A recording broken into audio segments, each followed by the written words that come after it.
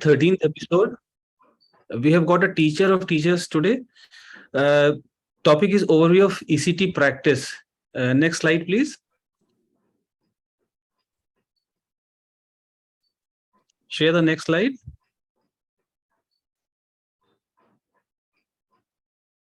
Next slide. Yeah, sir, over to you, Tufan sir. Yeah. Yes. Thank you very much. Please skip this slide as well as the slides of Dr. Amrit Joshi and Dr. Lim Siddiqui, both vibrant young leaders of IPS and moderators for this program from the very outset. And a lot of intellectual inputs have been from them. Dr. Lim Siddiqui and Dr. Amrit Joshi, I welcome you. Next one, please. I have the pleasure to introduce Dr. Vidyadhar G. Watway, who actually chaired the first session of Thursday Musings. He's a consultant psychiatrist in Pune Hospital. He's past president of IPS. He had been the chairperson of IPS Mental Health Care Act Subcommittee. He's a member of APA, life member and life fellow of IMA, IAC, MH, IEA, API. He's a life fellow of IASP, Indian Association of Sociology. He has contributed chapters in books and research journals, conferences, workshops, CMEs, panel discussions. He has received Jeevan Gaurav Puraskar and Lifetime Achievement Awards. He has a theatre and film important role in play Khelia with Dr. Mohan Agassi in Hasiram Kotwal, which has staged in 10 countries in International Theatre Festival. He's a very good actor, beyond Devanand now. Next one, please. Professor Basudev Das. His current affiliation is the director of CIP Ranchi. He has 62 number of publications to his credit. His areas of interest are mood disorder, obsessive compulsive disorder, child and adolescent psychiatry, psychopharmacology, psychopathology, headache and seizure disorders. With this, I welcome both the chairpersons and request them to please carry over because we have we are certain the time by half an hour and we should have adequate time for that to learn from Dr. Gangadhar. Next one, please. Next slide. Someone wants to introduce. Any one of the chairpersons can introduce and the other will introduce this topic and we'll go for the lecture.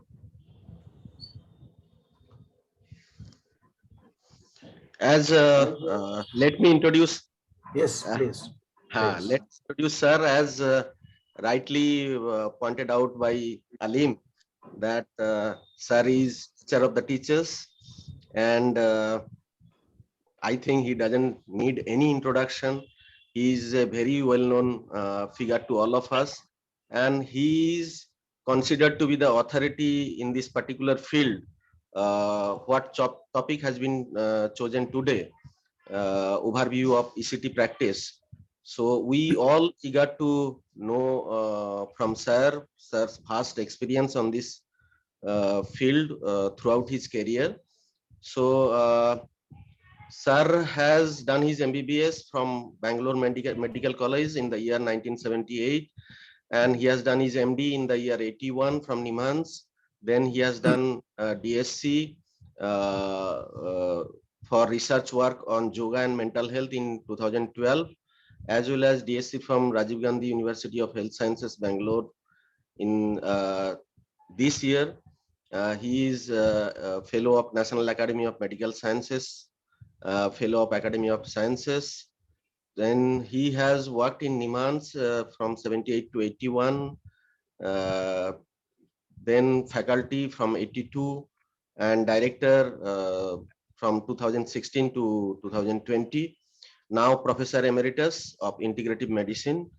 He has won various awards, Sir C.V. Raman and Sir M. Visvesvaraya awards from Karnataka and Padma Shri from central government. He has many scientific publications indexed in national and international. Number is 445. His H index is 54 and he is guide and co-guide to nearly 60 MD and PhD trainees and sir's research areas are yoga and mental health. Over to Watway sir to introduce the topic.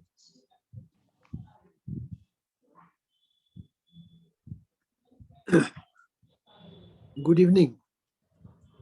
Am I audible? Yes, sir, you are audible. Yes, sir.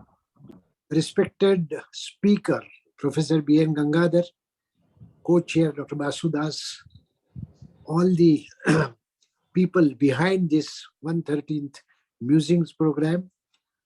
Today is 113th program, and we are really privileged to chair this session along with Dr. Basudas, where the speaker is Dr. B.N. Gangadhar, an authority on electroconvulsive therapy.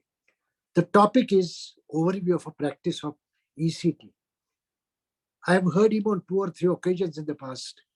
He gives excellent overview of what is the current practice of ECT. We all know that it's one of the most important, very effective physical treatment, which is also cost effective and which is extremely beneficial to the patients, not only in depression, but in acute manic phases, in acute psychotic illness, etc. And there are some off-label indications where it is used. But unfortunately, it is underused today. So much so that people feel proud to say that we have not given single ECT in last 2 years or 4 years. I think it's injustice to the poor patient who will get benefited with 6 or 7 electroconvulsive treatments. You'll be surprised to know that I shared this information from the person who has done his MRC site from UK. He said one whole batch had not seen even electroconvulsive treatment being given.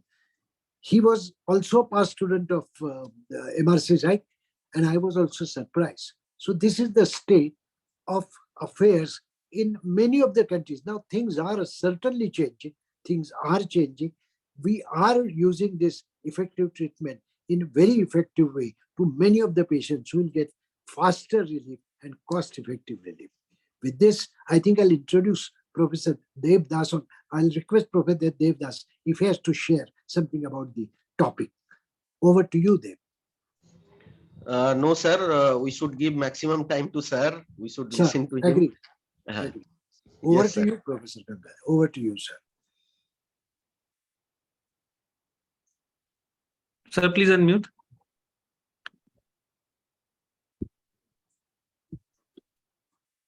Gangadhar sir, please unmute yourself.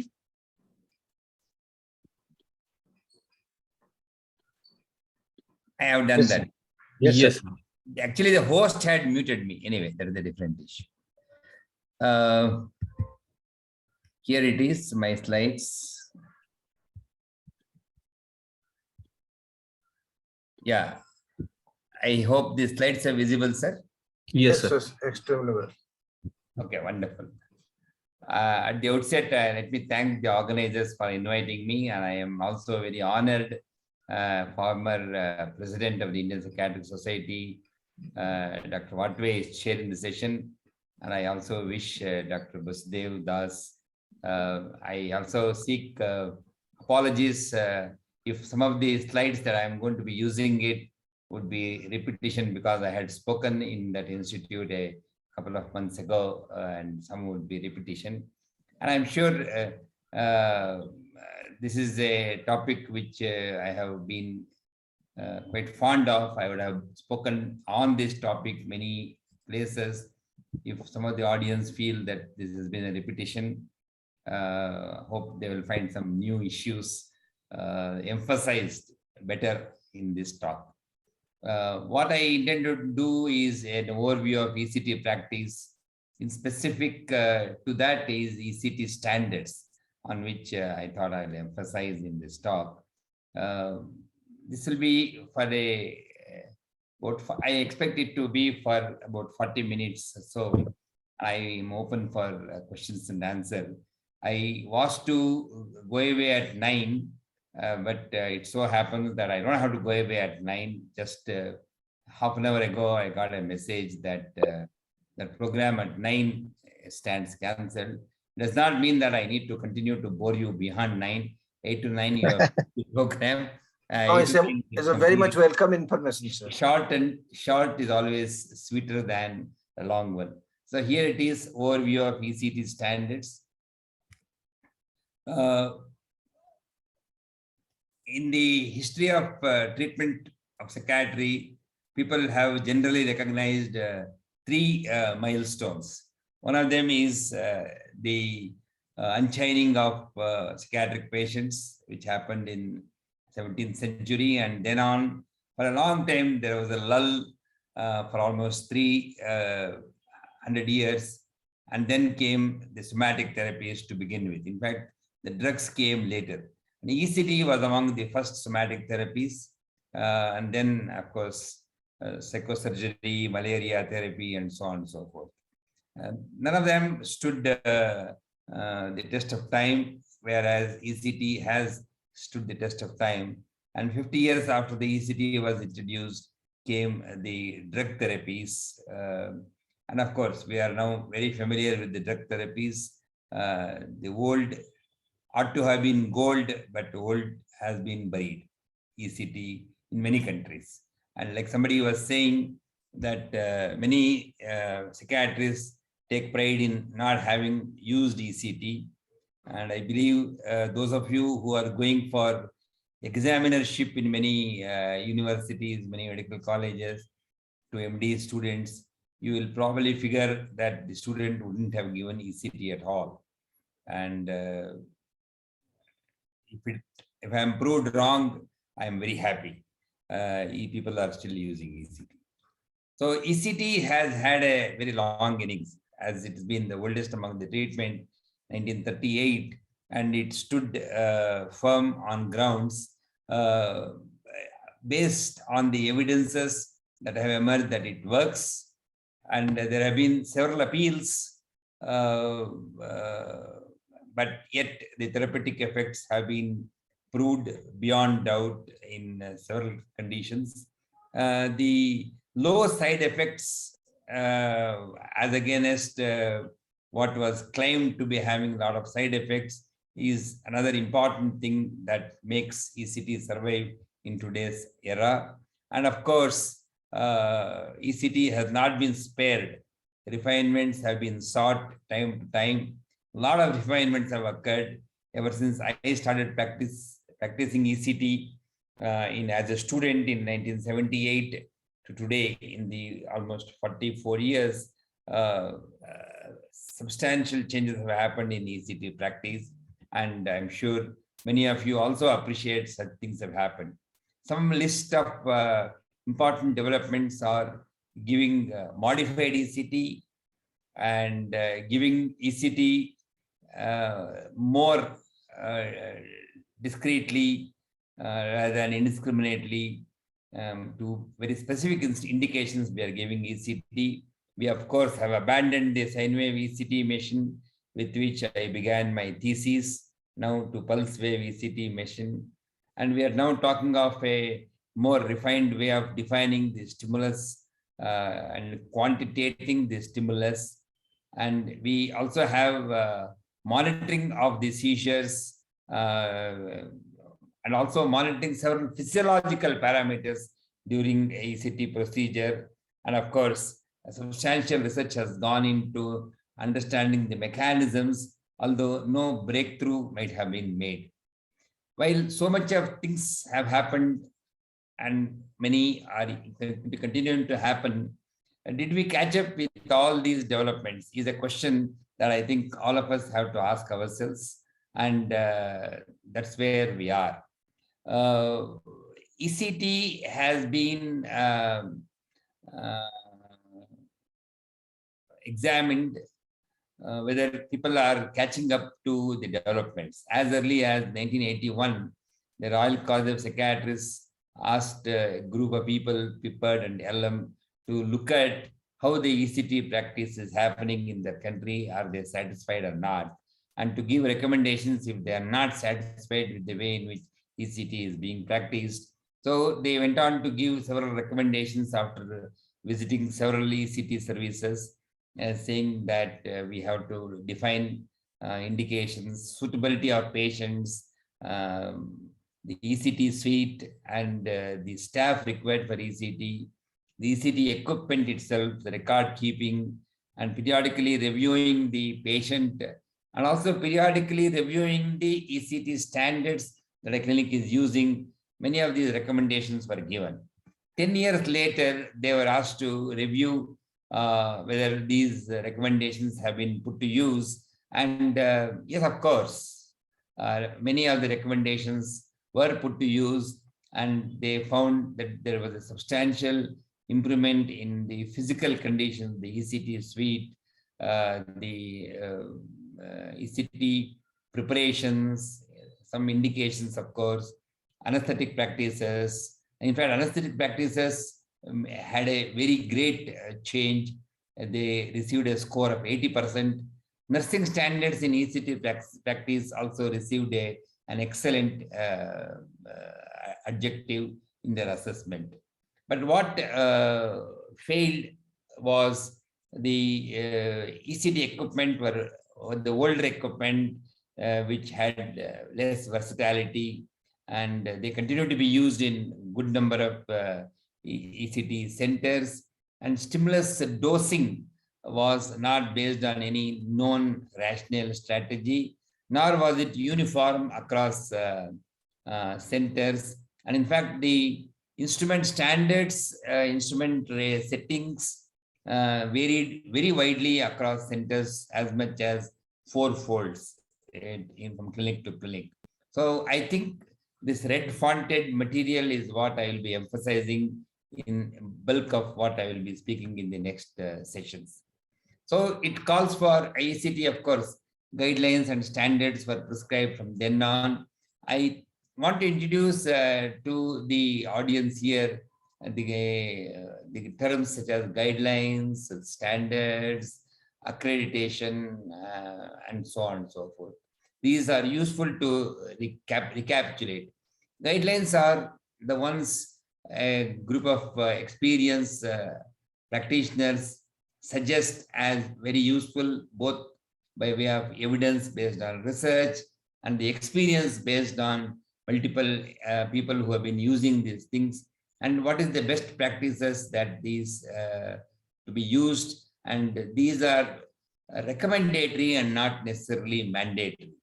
And one example is ECT use in children and adolescents should be limited to diagnostic indication described in some chapter APA task. They recommend that this to be followed because in their practice, this worked. We also talk of standards, which are very mandatory. We have to adhere to the standards, whether the ECT machine has been checked and calibrated every year for its accuracy and safety, and the clinical status of the patient to be measured between treatment to treatment. This is required in the ECT accreditation body of the UK. Like this, standards are prescribed where you have to adhere to them. Otherwise, either the insurance is not covered, or in medical legal scenarios, you're going to have some difficulty. And so whether the guidelines or the standards have been practiced or not, to be checked time to time by an audit, whether internal or an external audit, will verify whether these things are being conformed to. And lastly, accreditation is a system which is, of course, it could be optional to a center, or the government may mandate it that an ECT service has to be accredited.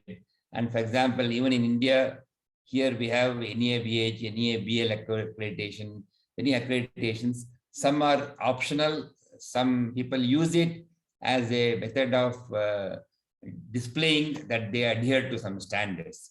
So accreditation, audit, standards, and guidelines, these are the words I think we need to remember ourselves.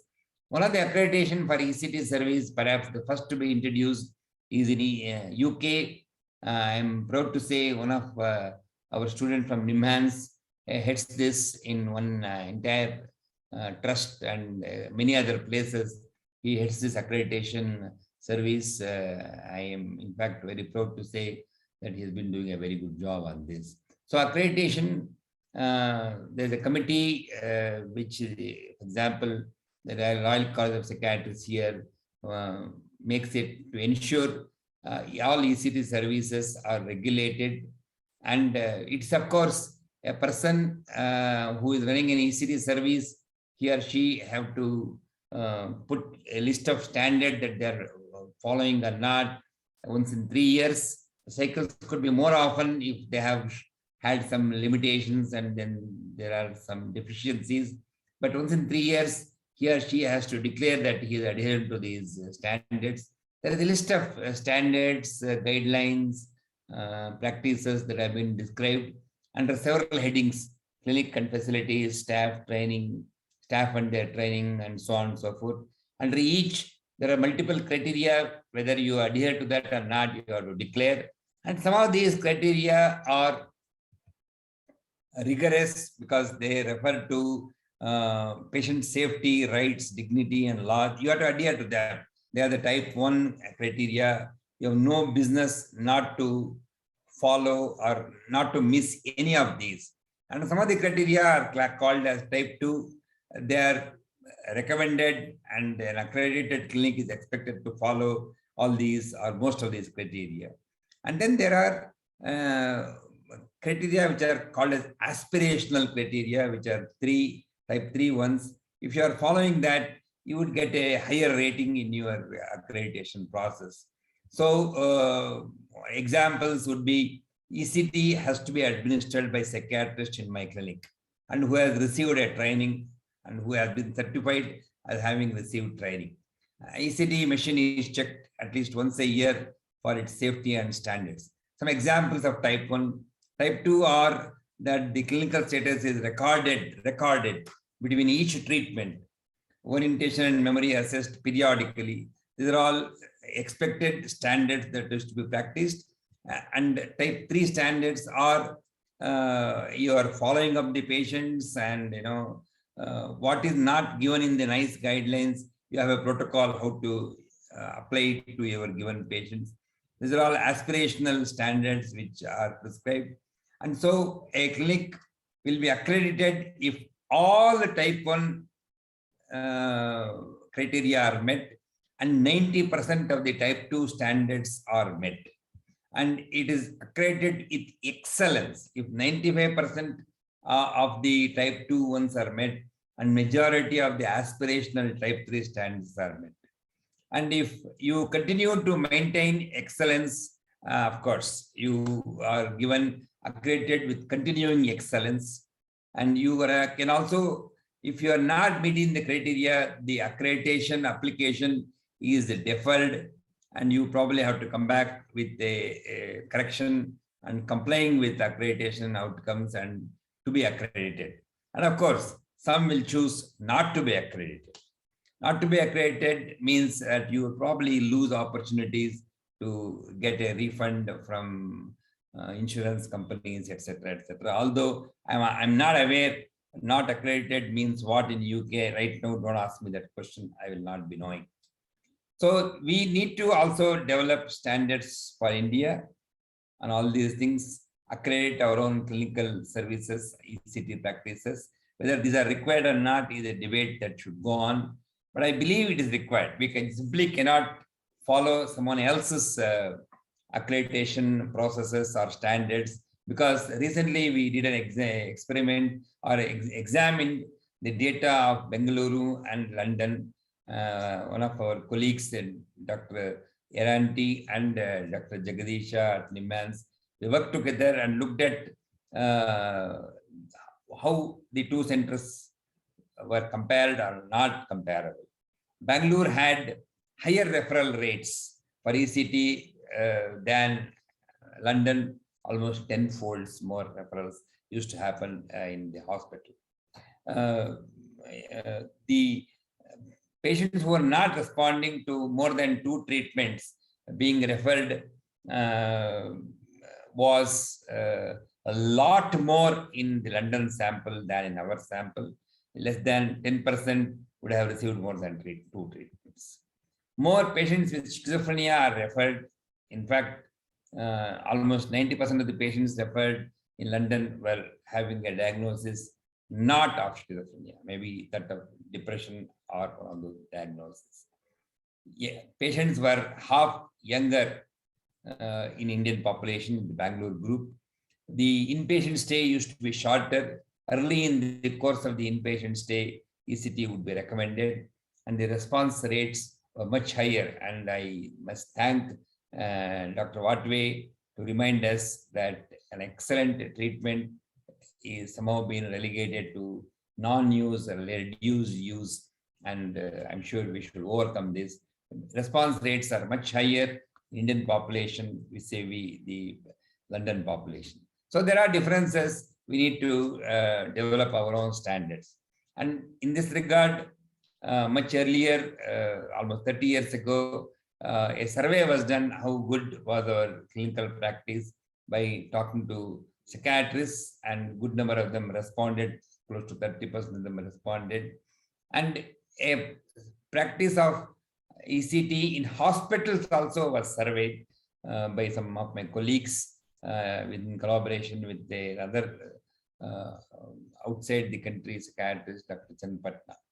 And what did we find in this? The major issue is about ECT suite, that 60%, only 30% agreed that suite was well equipped. In Dr. Andrade's survey, and they also noted that ECT was given largely by junior people. Similar thing was also observed, that the ECT suite was poor and in fact non-existent in many hospitals. Only 50% had a special ECT suite which was being used, and again only psychiatrists was performing in very few institutions with less support staff, and again only juniors were giving ECT. So the standards of ECT need to be perhaps drafted, recommended, not just for ECT practice, also for indications, both diagnostic and symptomatic indications, and the application of ECT procedures. This also has to be emphasized to our psychiatric colleagues and also postgraduates who are getting trained. The infrastructure required, the patient-related standards, how patients should be prepared, and most importantly, the machine standards, which we usually turn a blind eye. We probably have to be aware of the machine and related standards when we are setting up the ECT practice in our clinic or in our hospital or in our medical college. If you recall, when the Mental Health Care Act was in the format of a bill, at that time, the bill information was projected as if that the ECT would be banned soon. So in other words, some way of stigmatizing ECT has been there. Unless we all wake up, improve our standards, it could receive sanctions, and people may say ECT are not to be practiced in our country. So I'll go one by one in terms of ECT standards. Just to recapitulate, we need to have a waiting hall for patients to wait for the ECT. And of course, today, that large number waiting may not be there, but nonetheless, an isolated waiting place for patients who come for ECT, outpatient or inpatient, is useful. An anteroom where the patient is prepared, IV line is set up, patient is reassured, and of course, before coming into the anteroom, the patient needs to go to the washroom, empty the bladder, etc., etc. Anteroom, some places, I believe, now have an attached bathroom as well, so that they are prepared very well in the anteroom. Then they go to the ECT room where everything is ready. They give the ECT in this ECT room, and then a separate recovery room. And all these things are fairly isolated from each other, so that the patient is not becoming anxious about what is going on with other patients, etc., etc. So the recovery room also should have monitors, oxygen lines, and so on and so forth. Until the patient is totally conscious, he ought not to be sent away from the recovery room. You also, of course, need to have an emergency trolley, which I don't need to emphasize, that most good ECT practitioners have this set up with themselves. And you need to have the consent. Today, of course, the Mental Care Act has come. The capacity to give consent, capacity assessment need to be made. The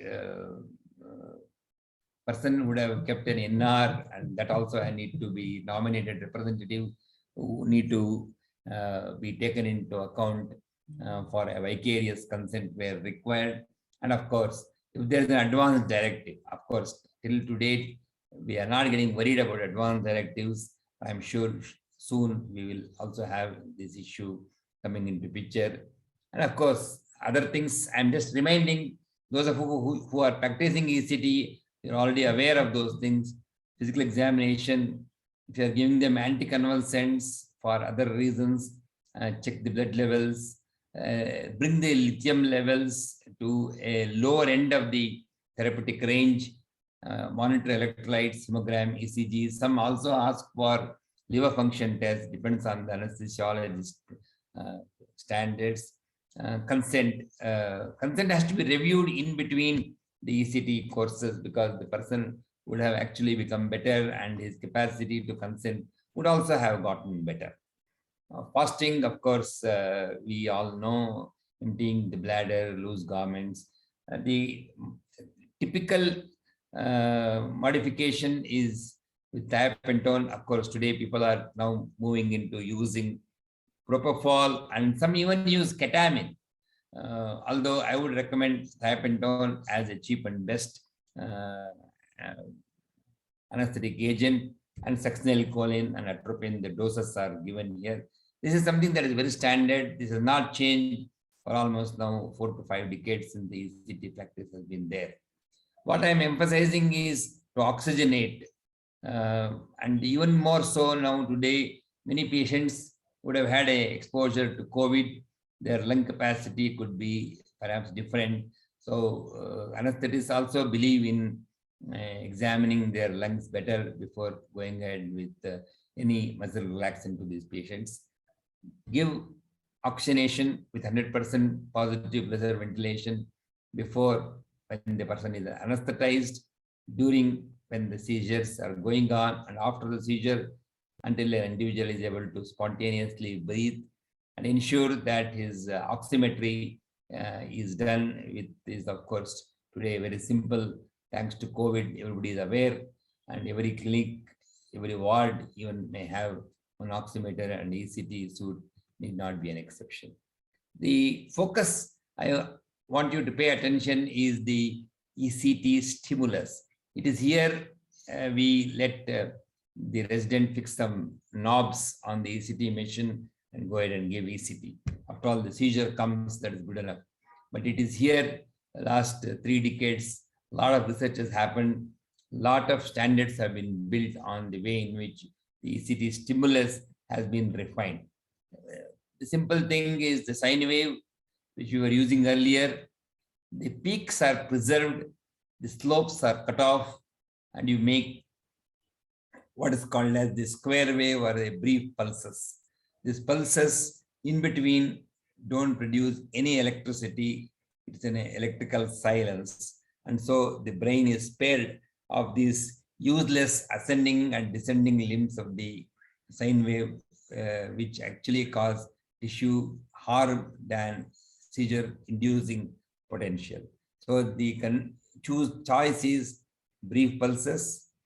Choice is constant current stimulus. I'm not going into the details. Pulses need to have a constant current. Across people, the resistances change between the 2 electrodes. And even within the patient, from occasion to occasion, the resistance could be different. And if the voltage is kept constant, the current passing through could be different across different points of time in a given individual, or across individuals, it could be different with the same voltage. It is the current that has the most stimulating properties, and so that has to be kept constant, and both for purposes of induction of a seizure and also for quantitating the stimulus. So the amplitude of the current is usually fixed anywhere between 800 milliamperes to 1000 milliamperes. I recommend 800 milliamperes. Some machines also have the capacity to reduce it to 700 or 600 milliamperes and so on and so forth. Keep the amplitude constant at 800 milliamperes. This is one recommendation. The voltage, of course, in all the machines dynamically sets itself internally to ensure that the milliamperes of current is maintained in the circuit. There are many methods in which this is done. I'm not going into those details. Pulses have standard pulse width of 0.5 to 2 milliseconds. I would recommend the lower end of the range than the higher ends. Although initial machines that were being available had a pulse width of 1.5 millisecond or 1.25 milliseconds or almost 2 milliseconds. And today pulse widths are lower, 1 milliseconds or even lesser, 0.5 milliseconds. Then there is something called as a ultra brief pulse, which is even shorter pulses, 0.5 millisecond. The utility of this, there are strong protagonists of ultra brief pulse. At the same time, conservative old timers believe that this very short pulses may have probably less therapeutic value.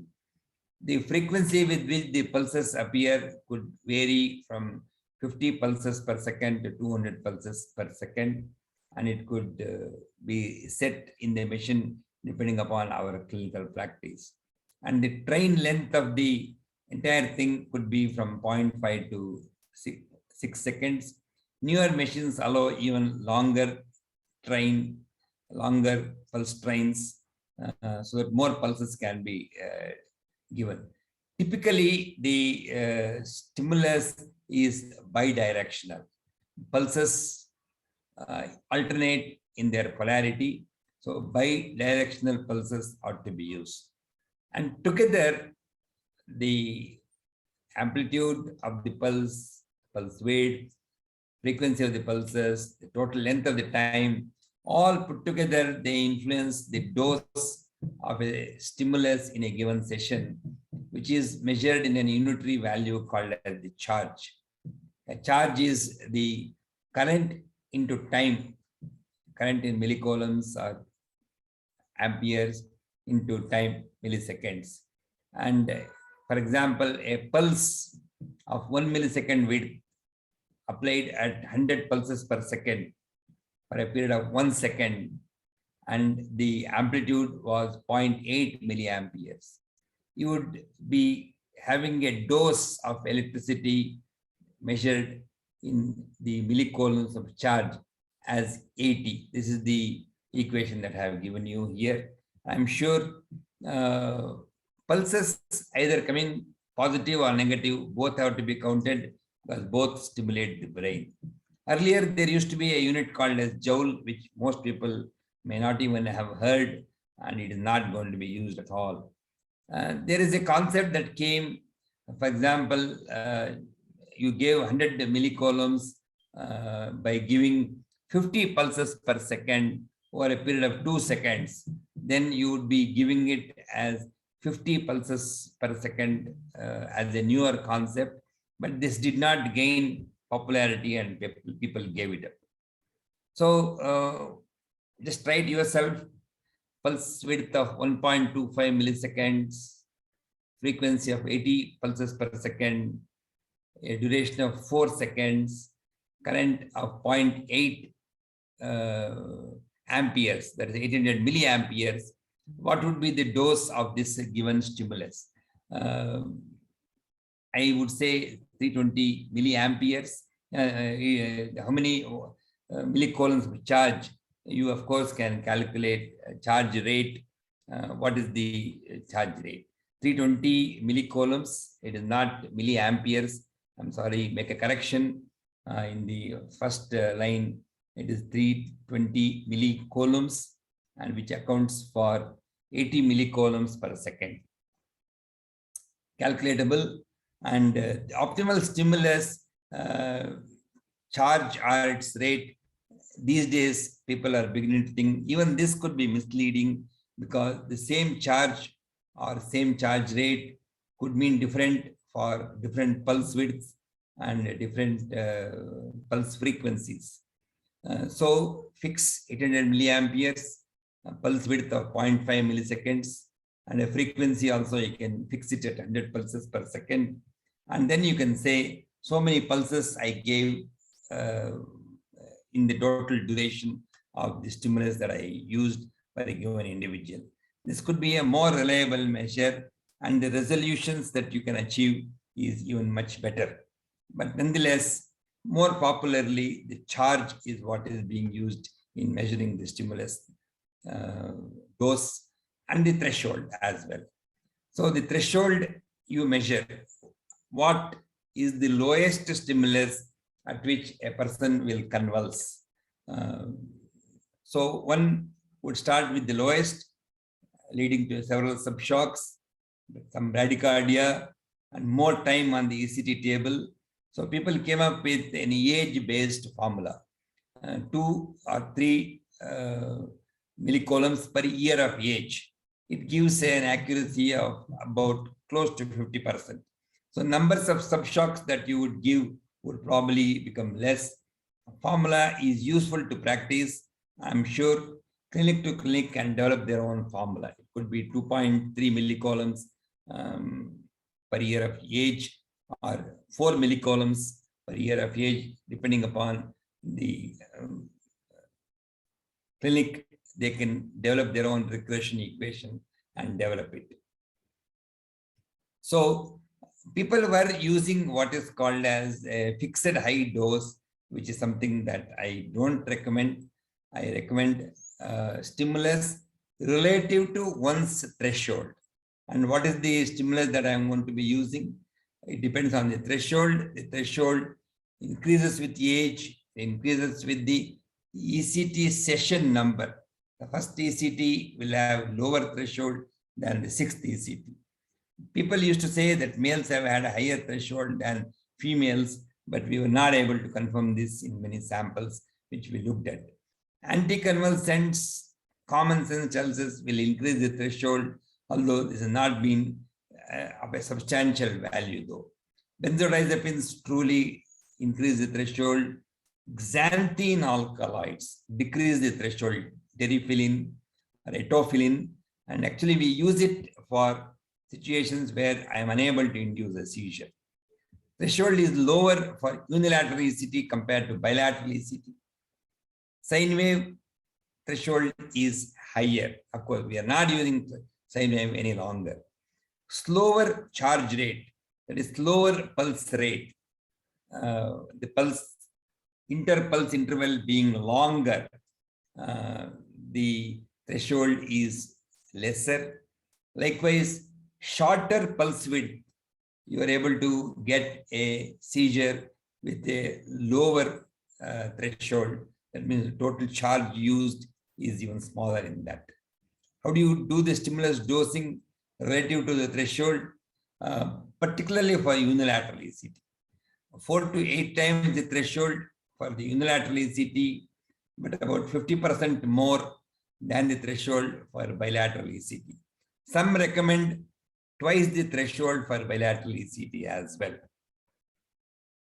Of course, the ultra brief pulse, I don't have much experience.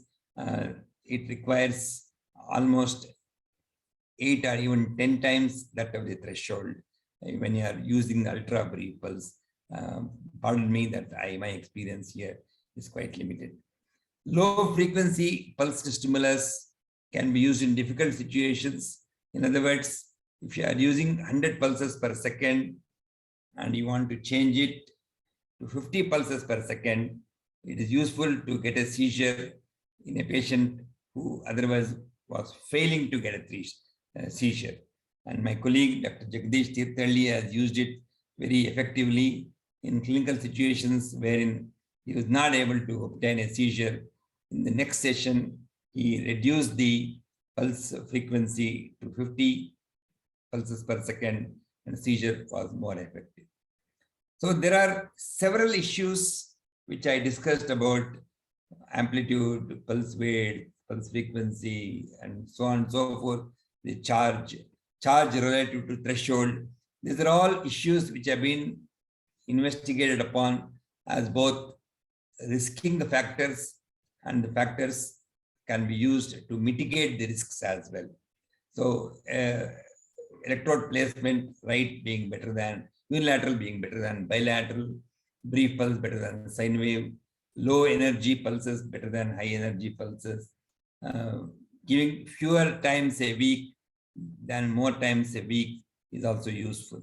So these are all factors that people have investigated, and let me go through one by one very quickly. We are familiar with electrode placement, unilateral and bilateral.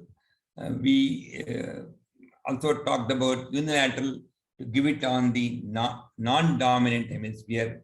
When in doubt, use bilateral ECT. People also have talked about bifrontal ECTs, which is now coming into a fashion. There are good clinical evidence that it is better than unilateral ECT and even less problematic, less toxic than the bitemporal ECT or bifrontotemporal ECT that we have been using. So laterality, bifrontal is preferred.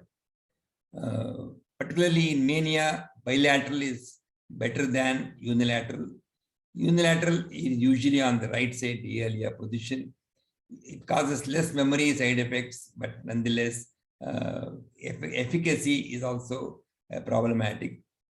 In depression, unilateral ECT could be as good as bilateral ECT. So also in schizophrenia, but more evidence is occurring that bifrontal is better in schizophrenia and mania as well.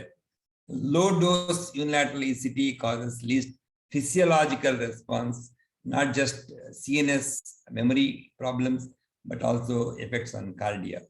But there are some disadvantages with unilateral ECT.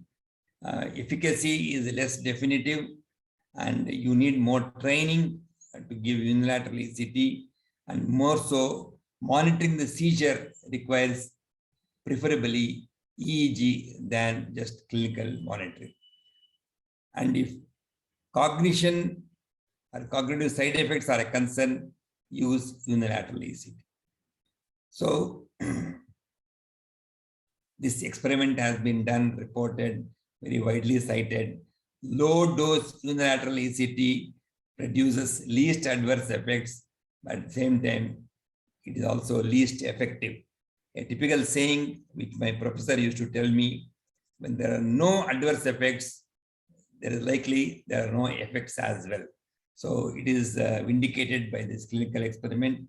So you have to judiciously employ unilateral, bilateral, relative to its threshold, depending upon what is your concern. Definitiveness of clinical response or reducing the adverse effects. Bifrontal ECT, like I said, is better than bitemporal ECT in mania. In schizophrenia, it's faster, and the side effects are also even better with bifrontal than bitemporal ECT. These have been established, investigated, and reported by our center.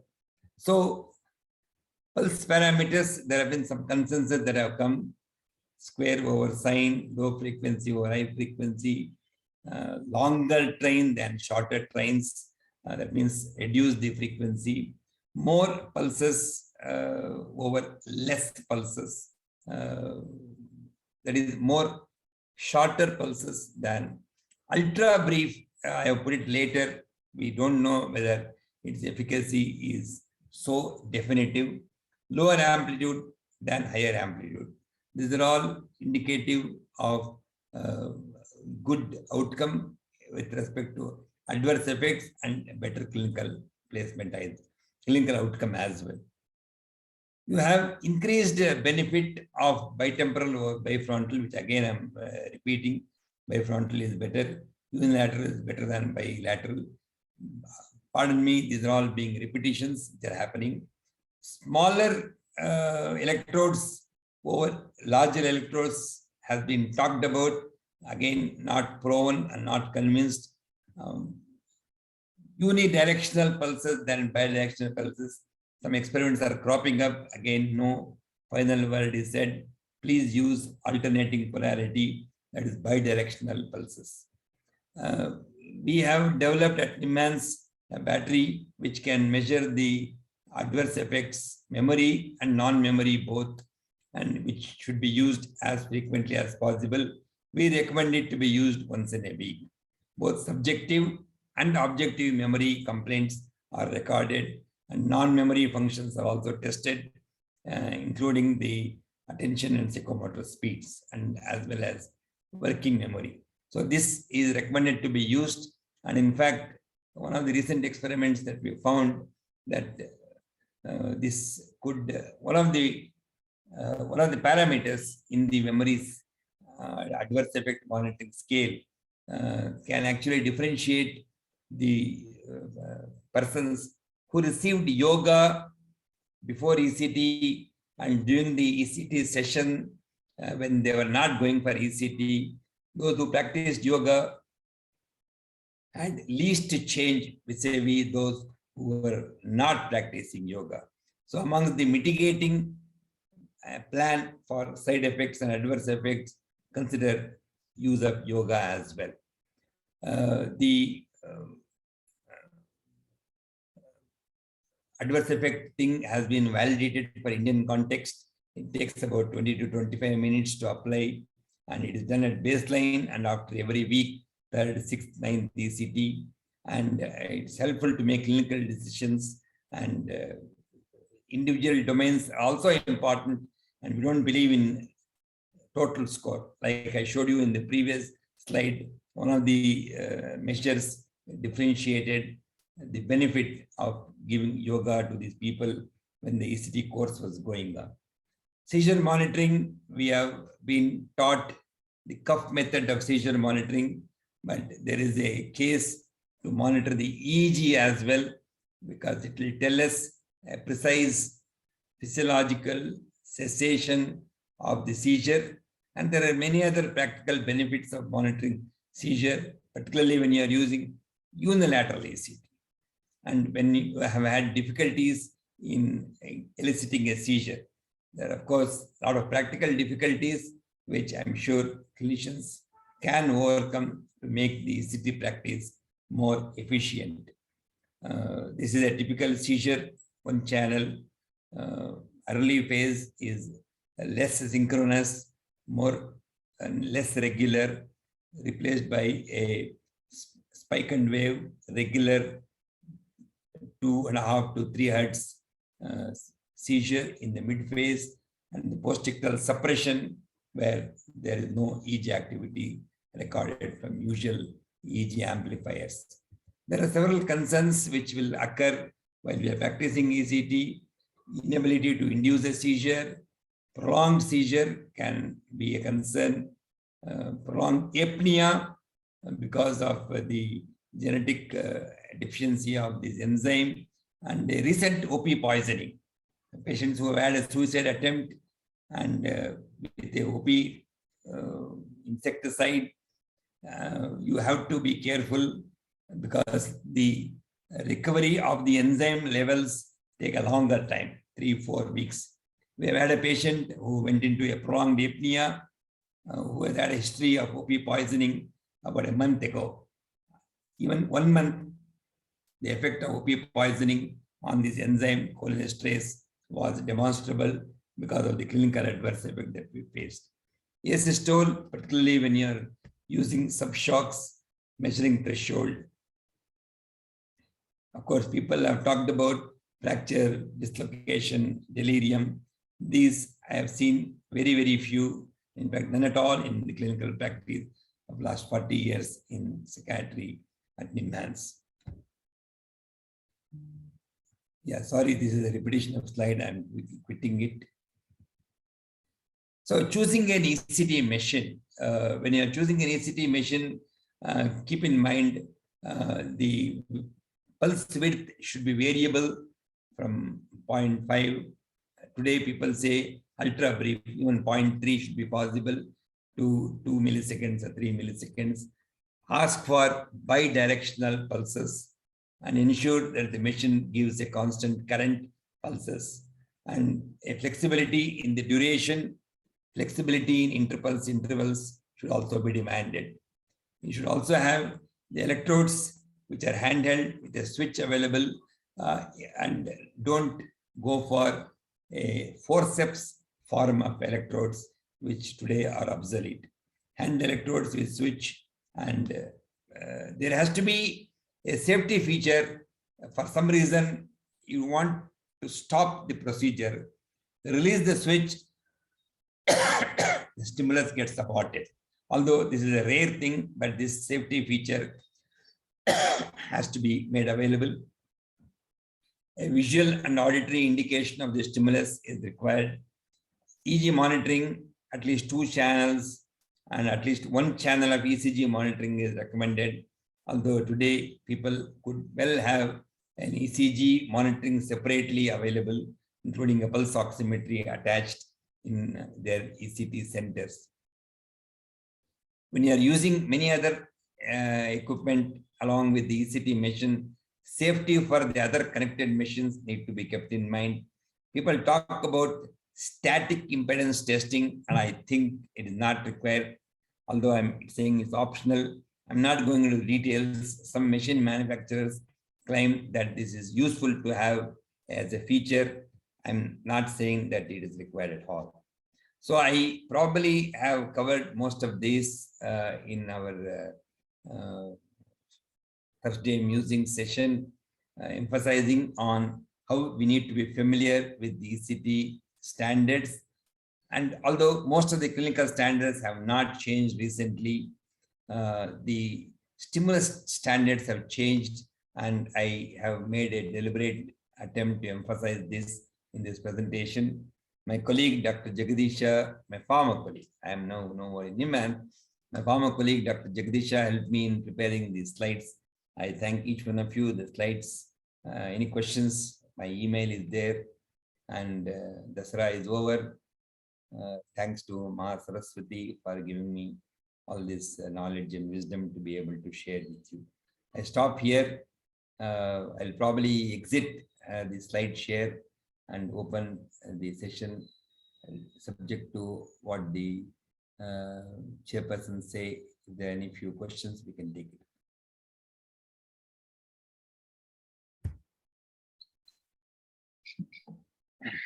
Thank you, sir. We were spellbound in whole of the presentation.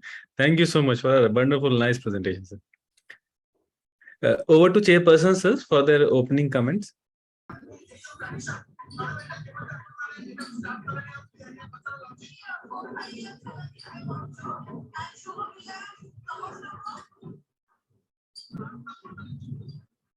Bhatve, sir, please.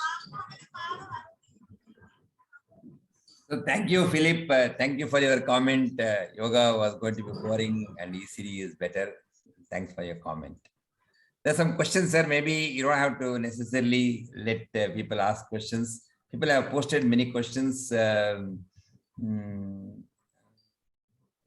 of course, agree that ECT PGs haven't practiced ECT, and the PGs were passing out MD or DNB without even having exposure to ECT. What are the advantages of propofol? Propofol considered to be a better drug with respect to cardiac side effects, although it's costlier. And there's a disadvantage. Why advantage? There's a disadvantage. The pain in the vein when you are getting the propofol, you can experience is to be there. And so they dilute it. Propofol could also increase the seizure threshold, although in routine clinical practice, it may not really matter. I'm a old timer. I've been using thiopentone. Most of my current practitioners, even my residents at Nimmans, I believe, have switched over to propofol. And this is the fashion today, the newer drug. It has a lot of benefits, specifically cardiac side effects. I'm not recommending that the benzodiazepine to be stopped totally, and definitely not abruptly. Particularly in catatonia, you would have been giving lorazepam. Catatonia did not get better. I want to give ECTs. Since a drug did not work, of course, you're going to take it off and then give ECT. But continuing benzodiazepines, if required, there's no harm. One of the options would be to give the benzodiazepine after the ECT is over. Let's say he has to receive a benzodiazepine for TD or tremors or whatever may be the reason. Okay, you give it in the morning after the ECT procedure. You give it in the night, particularly long-acting benzodiazepines could have a risk of interfering with the seizure producing characteristics of the ECT procedure. So I will not say that you have to abruptly stop. ECT guidelines in India, yes, sir, we need to address this. I have requested Dr. Basdev Das, who is also collaborating with NIMHANS on a large project right now, I believe, on brain stimulation. As an outcome of this exercise, jointly, I think the international grant that has allowed you to develop many things, and ECT guidelines or standards to India could also be developed. I wish this could happen. Yeah, we usually withhold doses just for the night before the ECT. It depends on the necessity of benzoate. I agree with you. I already commented on this. Night skipping is not a bad idea.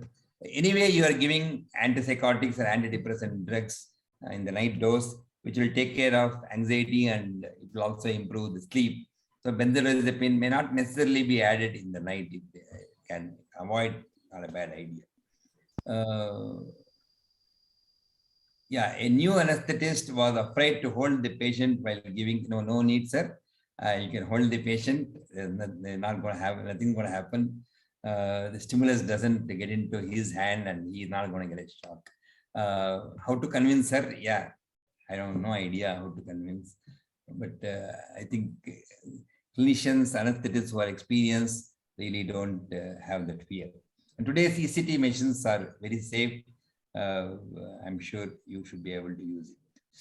This half-age method of calculating ECT, like I said, people have used half-age method. I would rather recommend, I'm not going to recommend this at all.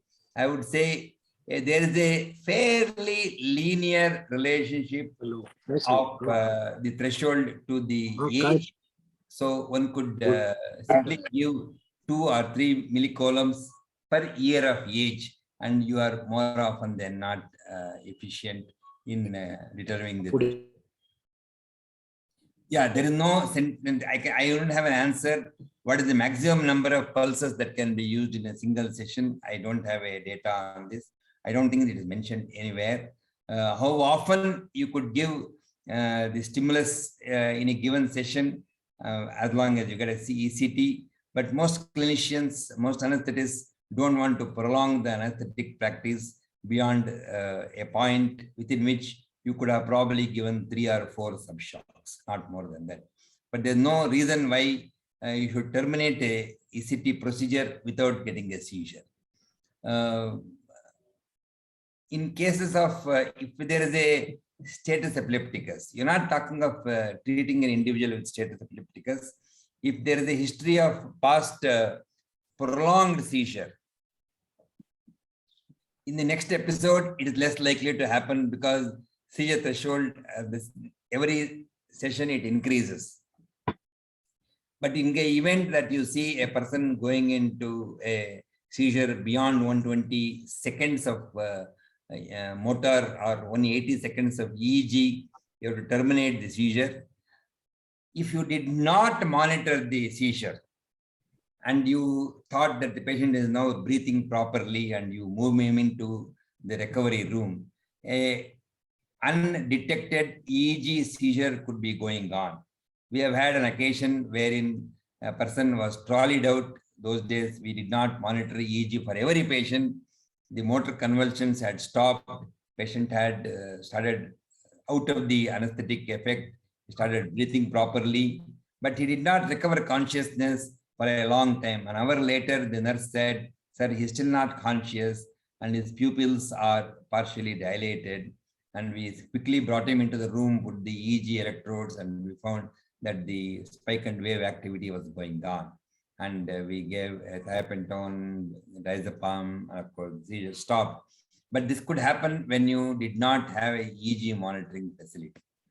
Why is it men require different frequencies? No, there is nothing called as men-women differences. Continue the same. The threshold in men, some authors said it was higher than in women, not confirmed. There's no proof to that effect. We did not confirm that in our data. We also found, of course, the inion-nasion distance and the head circumference had a weak influence. I'm asking you to ignore it, clinically non-significant. It is only research. It may not have any application value. So Dr. Vinodji, thank you for your compliment. What level of cognitive dysfunction is acceptable to Indian population? I honestly don't have a data on this matter. Yeah, I stop here. I think any guidelines when to terminate ECT? There are many people who say that if there is no further clinical improvement after 2 consecutive ECTs, once the patient has had substantial improvement and it has gotten plateaued, okay, don't give any more ECTs. Some say that a maximum of 4 weeks of ECT practice, that means about 12 ECT sessions, the clinical outcome is not very good. Yes, this is the person whom you are not going to get any benefit. You stop ECTs. But these are all thumb rule. Is there a research to this effect? We don't have a research to this effect.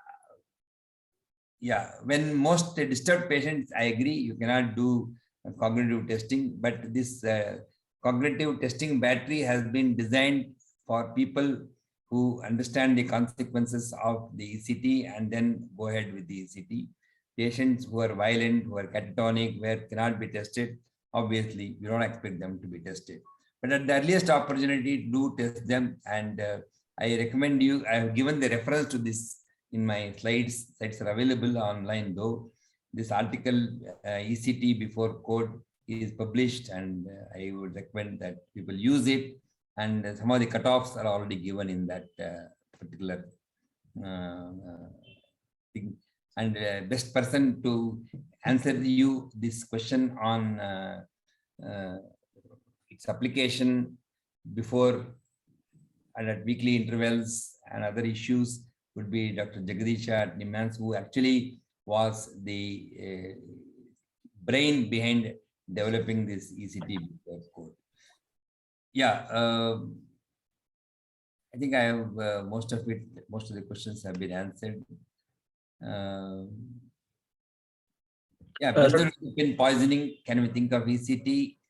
Yeah, whether person is depressed is the first question, or whether the person is actively psychotic, for which you want to give ECT is the question. All suicide attempts need not be necessarily a primary psychiatric diagnosis. So your discretion is important.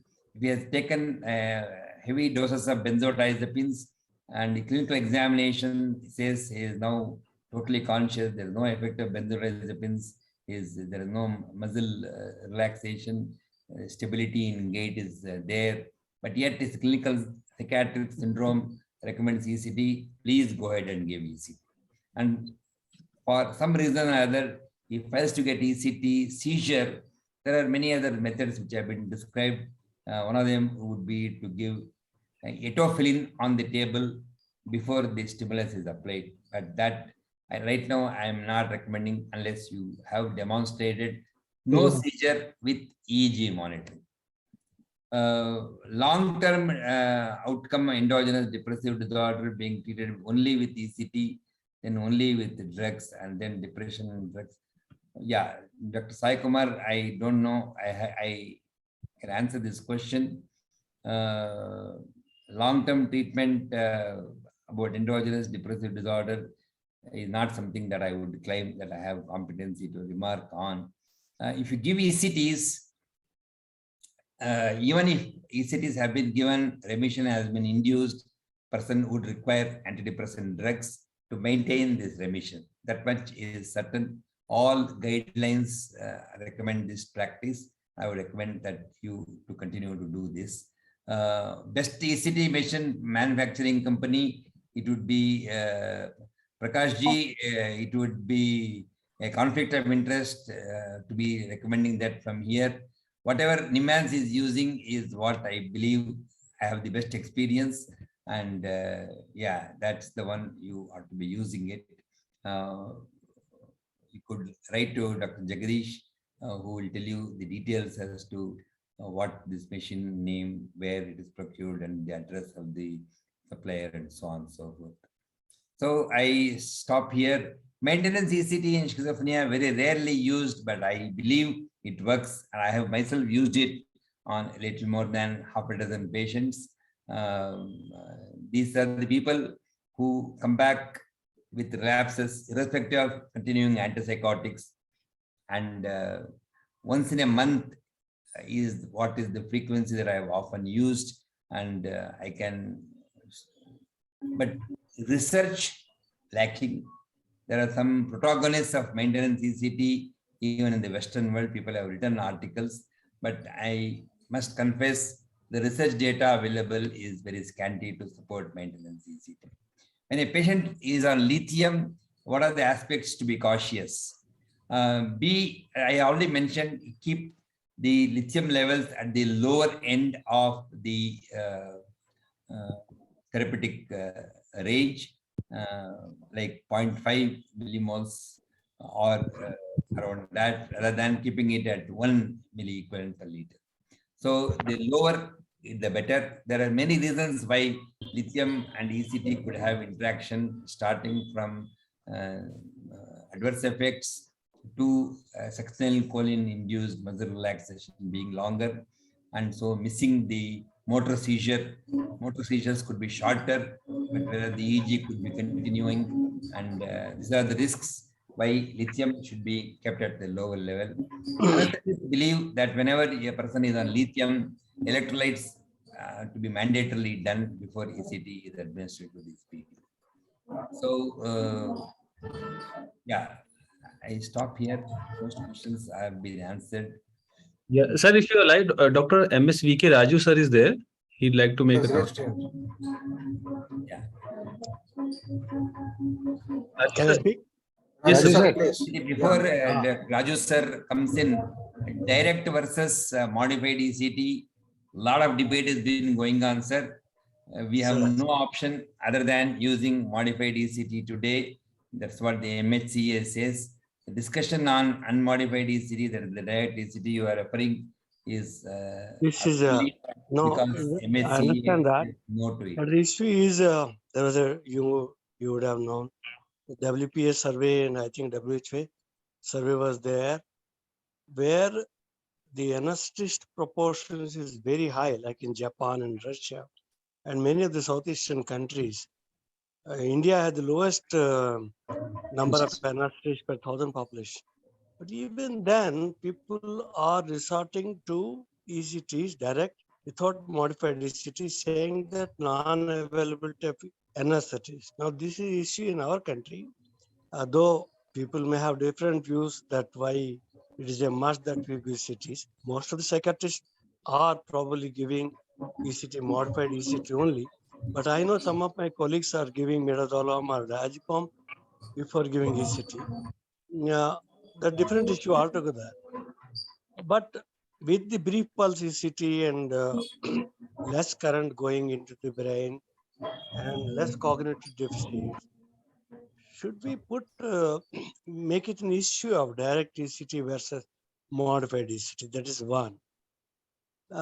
Second is, as I said, that there are people, Aryavaishyas, they have pseudocholinergic deficiency.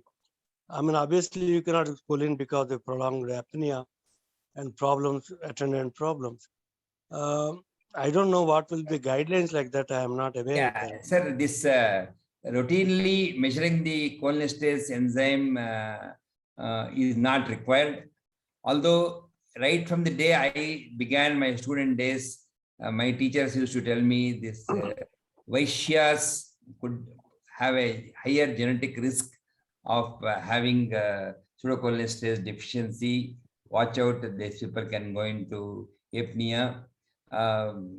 We used to ask that question, of course. Some of the patients' families used to get offended, but we had to explain to them. But I never came across this issue of enzyme deficiency related apnea in the clinical practice. Only one time where we had to had this prolonged apnea, that was the time when this person has had a OP poisoning, which as a part of the suicide attempt, which happened almost 4 weeks ago. He was totally off symptoms and clinically found fit to be put on ECT, and the succinylcholine made a person go on into prolonged apnea. And then they changed over to the other alternative form of muscle relaxant from the subsequent session. Arya-Vaishyas are generally less represented in the armed forces. I have no experience of giving ECT to any Arya-Vaishya, but in thousands of ECT which I might have given in my service, I have not encountered any prolonged apnea. Yes, sir. condition. Yeah. Yeah, you are right. And- You are 100% right. This may be overstated. Yeah, but it is true that a genetic deficiency of pseudocholinesterase, forget about Arya-Vaishyas, has been described in the textbooks of ECT. One has to rule out this. But how is he going to rule it out in a given population? There's no way. But again, everybody emphasizes routine measuring of this cholinesterase enzyme is not required. Unless probably, I don't know what is your experience of farmers exposing to this pesticide, which are generally cholinesterase inhibitors. I don't know. They are irreversible cholinesterase inhibitors. So that is the reason why the recovery of the enzyme takes as many as 3 months. So whenever there is a suspicion to this, avoid succinylcholine and use the other non-depolarizing muscle relaxant. Right. Thank you, sir, for the. Yes, sir. So there is a very interesting question in the chat box, if you allow. Is the direct ECT banned without adequate scientific evidences? I didn't ban it, sir. The banning happened in the Act. All questions to be directed to those people who wrote the Act. So whether evidence exists or not, I have no idea. I have taken a stand. Meaning some of our colleagues, we wrote a paper in the Indian Psychiatric Society official journal saying that patients should have a choice to go for, in case a center offers only modified ECT, a center gives only unmodified ECT, it is the patient who should also have the right of choosing modified or unmodified. In fact, there is a series of articles as early as 80s in the British Journal of Psychiatry and the British Medical Journal. The patients preferred unmodified ECT because they were afraid of injection. So this has been written. Nonetheless, the Act says you have to give modified ECT, you have to give modified ECT. No questions on that. Whether a ECT center should have 3 levels of grading. One level, modified ECT with EEG monitoring, etc., etc. Modified ECT may not have EEG monitoring, but of course clinical monitoring. Unmodified ECT. And of course the charges would be different, and if the person feels that I'm happy to travel by Maruti car instead of Benz car, he should have the freedom. But that's a different argument. I don't want to be quoted. If it is recorded, I also want the organizers to delete that issue. We simply have to follow the law. Okay, sir, there is a question. What to do in post-ECT agitation?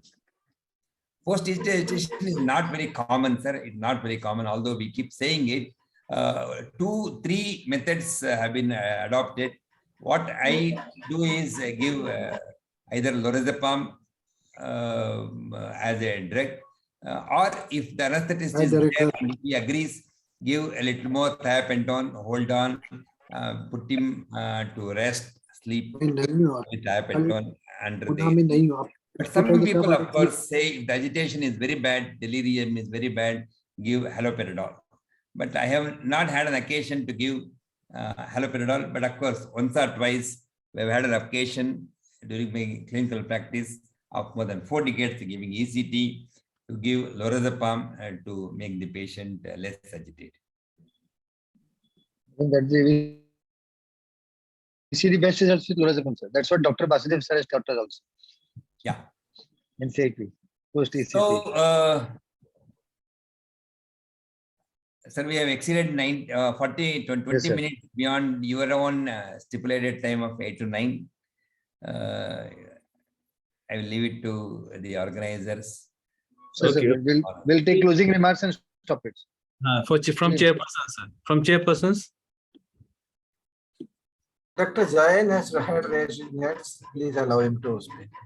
Dr. Jain. Dr. Jain, please.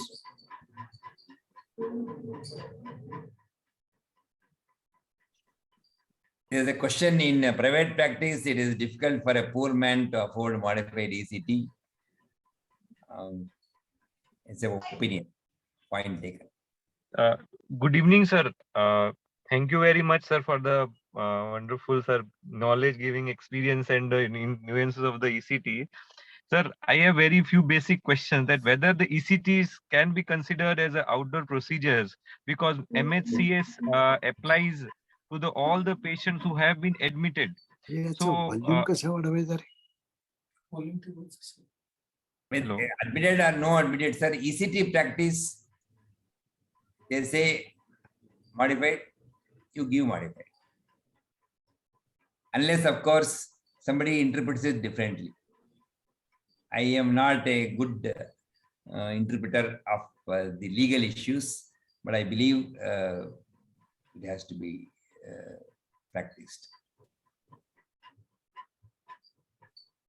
How to detect silent seizures clinically? If it is silent, it is silent. No, clinically you can't detect. That's why it is called as silent. But there are a few things people have been talking about, not very convincing though. One is the pupils non-reacting, dilated. Seizure is going on. Plantars upgoing, seizure is going on. Although you don't see anything else at all in the body. Not very reliable. So if you want to detect seizures which are non-convulsive, EEG is the best option. Chairpersons, please. Basudha. It was a wonderful deliberation as always by sir.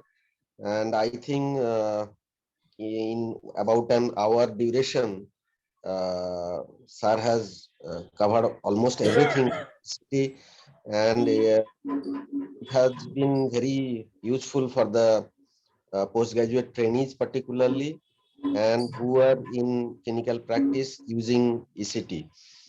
And ECT has undergone lots of change over the years, and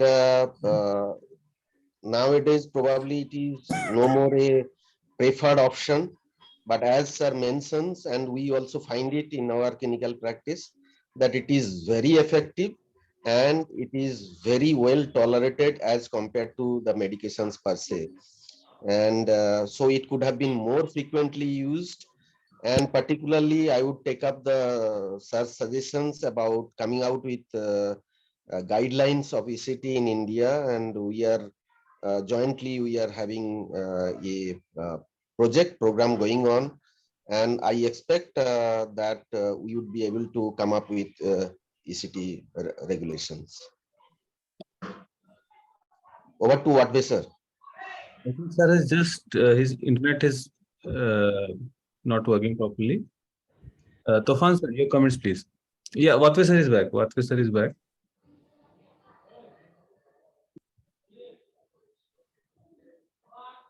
Dr. Wadhwe, please. Wadhwe sir, your comments? Sir, the spotlight is there. He has to switch on his video to us to start video. Wadhwe sir, you have to unmute yourself. Yeah. There was some problem. Wait. Yeah. Now, am I audible? Yes, sir. Very clear. See, I have got one or two comments only mainly. According to Mental Health Care Act, we are not supposed to give ECT in emergency, and two, below the age of 18 in minors. I want opinion of Professor Gangadhar on this. I know that It is difficult to opine, sir. Difficult to opine on law. Law is law. Correct. So I think Anyway, IPS office bearers have to come up with some anyway, guidelines. in our IPL, this point we have raised. One is emergency ECTs. Emergency ECTs is not something that I believe is very common. But we, in the earlier days, okay, I'm talking of when I started my PG days and senior residency days, extremely difficult mania patient who received an antipsychotic, haloperidol, early, etc., etc. I remember my consultant say, "You give him ECT, he will be all right." Instead of going on giving him so many things, and you produce the neuroleptic malignant syndrome, etc., etc. We used to simply follow their rule, and a highly excited patient after a day, if you are not able to control with repeated haloperidol injections, go ahead and give ECT.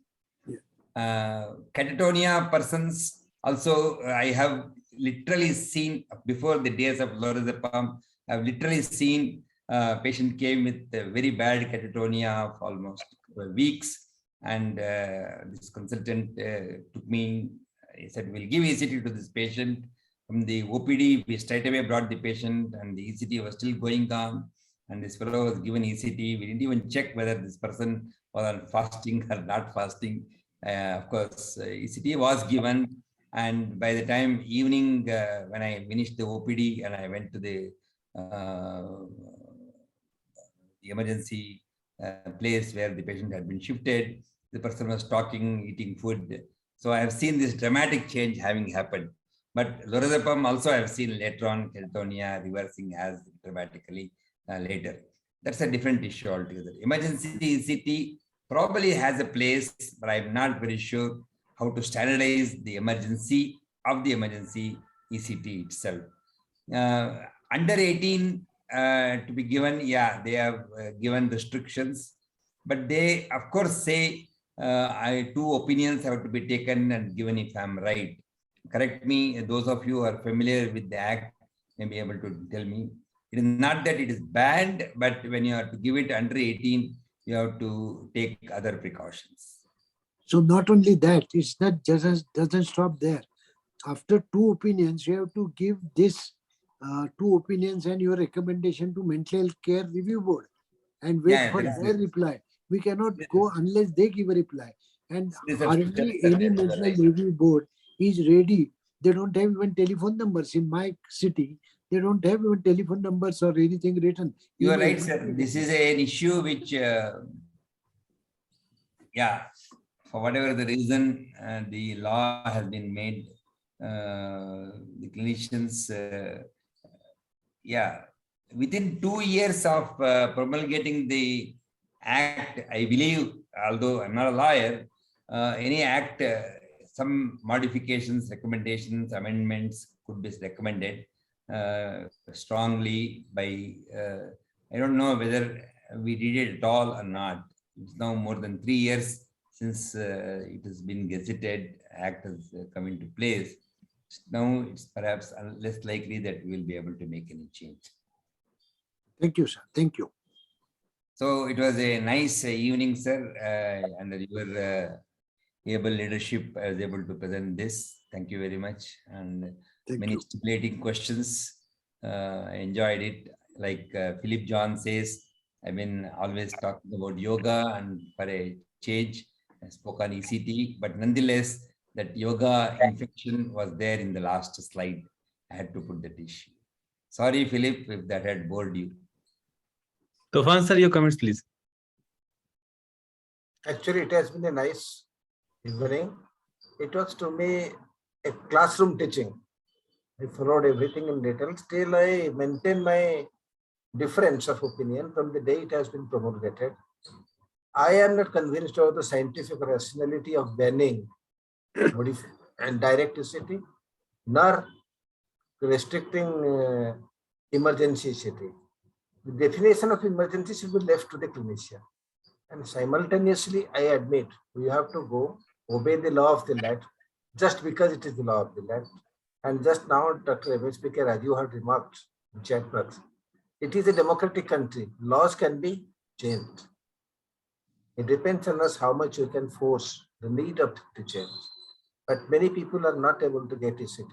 People are avoiding ECT because of the anesthetic cumbersome things and getting a permission from the review board in the emergency conditions where it is essentially required. In my 40 plus years of practice, I have seen neuroleptic malignant syndrome. I have seen succinyl choline deficiency, and I have also seen bilateral central dislocation of hip joint due to unmodified ECT. Still, my opinion is this, and I think most of us present over here agree to this, that we need sanction for direct ECT, giving it to the choice of the patient. An emergency ECT, emergency should be decided by the clinician, because it is emergency at the point when the patient comes. How can we formalize it for a procedure which will take 1 week? But we have to try for this. I am no way advocating going beyond the law, nor asking any comment from Dr. Gangadhar to be committed to anything in this regard, but this is my conclusion. And many, many regrets. Thank you, sir. Thank you very much. Thank you, sir. Amrit, please wind up the session. So thank you, sir. Gangadhar sir. I called you up that day because we needed to hear from you about ECT. And Thank you so much. the authority is Dr. Gangadhar. So we were so happy when you told yes, and you taught us from how to multiply the doses to how to, from simple calculation to the most complicated things. You took us through the full journey of ECT. Thank you so much. It was wonderful to have Dr. Vatve sir. Sir, thank you with your wonderful, vision and your questions and your differing opinion. We loved it. Basudev sir is my teacher. We've given enough ECTs together. So most of the good things he tells us, one ECT failed, what do you do? When do you stop ECT? If patient is not responding to ECT, give them oxygen. I still follow it in my practice. And I'm one of the few practitioners here who still believes in ECT. And after the Ayushman Bharat, and we have the BSKY scheme here, sir. Now, patients come and ask us for ECT, sir. They don't complain about ECT anymore. Suddenly, in the last 8 months, 9 months, we are tired of giving ECTs now, sir. Because patients come and tell that yes, and the government has made such rules such easy that it's wonderful now. The one thing which was always linked with financial things, that the doctor is giving ECT because he wants money, and now the patients are coming and asking. 5 years back, the patient had a manic episode, he responded to ECT. Sir, aap ECT de dijiye. And I think that the financial aspect has been taken care of, and that goes a long way in taking care of stigma, opening up the one of the best methods of treatment to the common people. And I think that done a lot of good to us. So ECT needs to be training, because when the MCI inspection was asked, came, one of the persons was asking me, do you really give ECT in this institute? He took out the, and fortunately that patient had relapsed and was in the ward, and I showed them the patient that we are giving ECTs regularly. So what you talked about is ECT needs to be taught again, retaught. The focus has to be brought back to ECT, and that's what we wanted to do today. So thank you so much, sir, for coming to us. We had more than 300 viewers. Thank you, Odisha IPSO, Odisha State Bank. Thank you, Torin. Thank you so much, sir, for coming and enlightening all us. Good night, everybody. Thank you. Thank you. Thank you, Thank sir. you all. Good night. Sir, pleasure being here. Thank you so much. So can we close the meeting now? Yes, 6 o'clock.